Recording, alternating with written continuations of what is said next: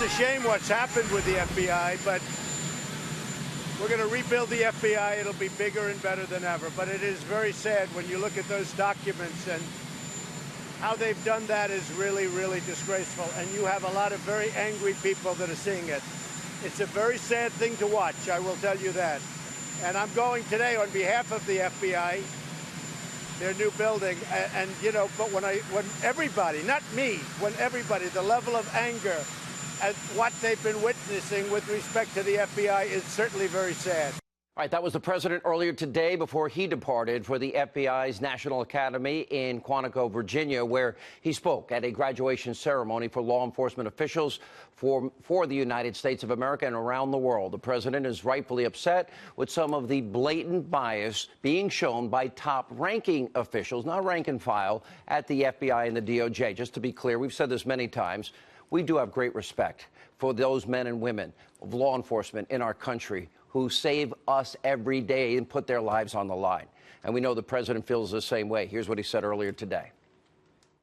It's an honor to stand here today with the incredible men and women of law enforcement. I am here not only to congratulate you, but to honor you for your courage and for your devotion.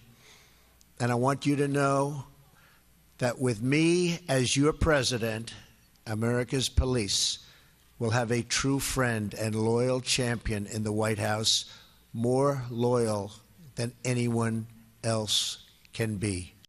Just now with reaction, Fox News national security strategist, former deputy assistant to the president, Sebastian Gorka, and investigative reporter Sara Carter.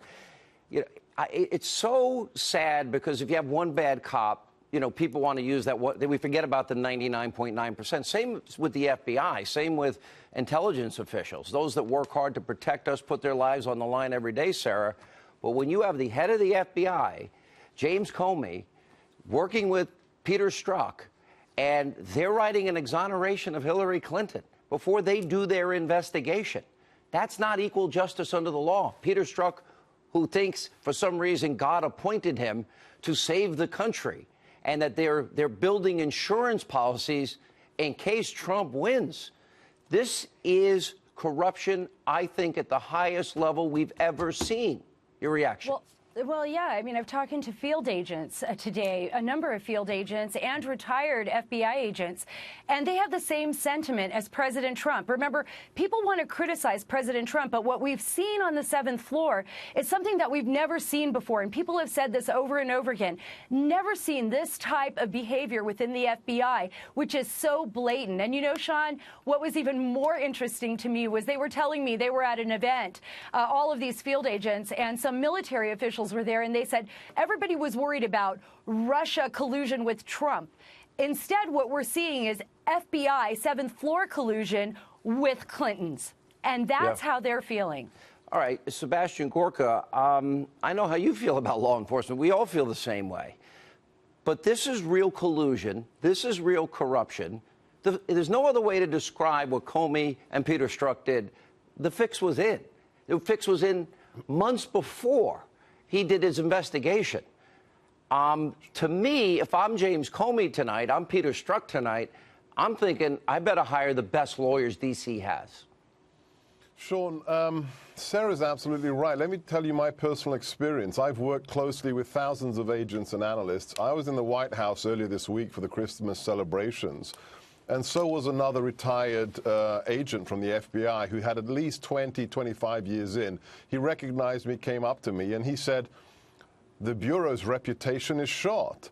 And it's not because of the people who are protecting us on the streets in the terrorism task forces. It's because of a handful of bad apples, of bent cops, corrupt cops. And Sean, the saddest thing is, we're getting the documents now, and I'm seeing emails of collusion inside the FBI to protect Hillary Clinton because they think she's the next president.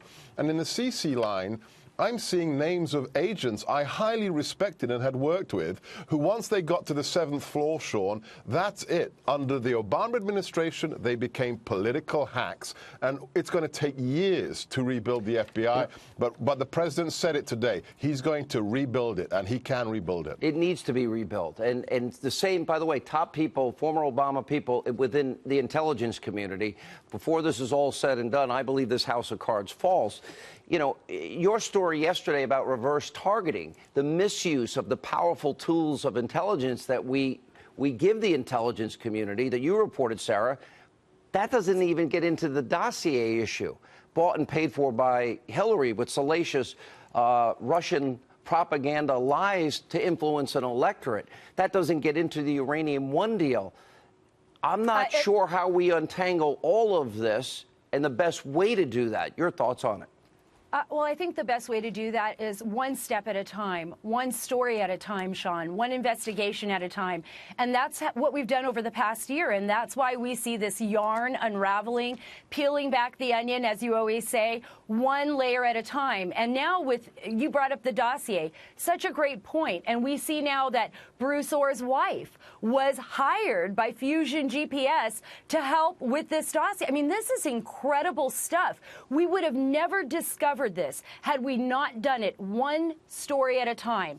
And I think we need to continue that, be very factual, find those facts, present them to the American public so that they know what's going on and so that we can clean up our system, because this is still the greatest country on earth. Well, and we still have the greatest system on earth. But if intelligence is misused, if people are paying people for stories, if dossiers from Russia are being used, if, you know, the misuse of intelligence, if literally we are ignoring bribery, kickbacks, extortion, and money laundering, and we give 20% of our uranium away and money's thrown back, none of this seems to come to full resolution, Dr. Gorka. Oh, it will. Oh, it will. I agree with you. The stories are just coming out. Thanks to Sarah, thanks to John, thanks to you, Sean. But Sarah stole. No, they're doing the heavy lifting, and you are.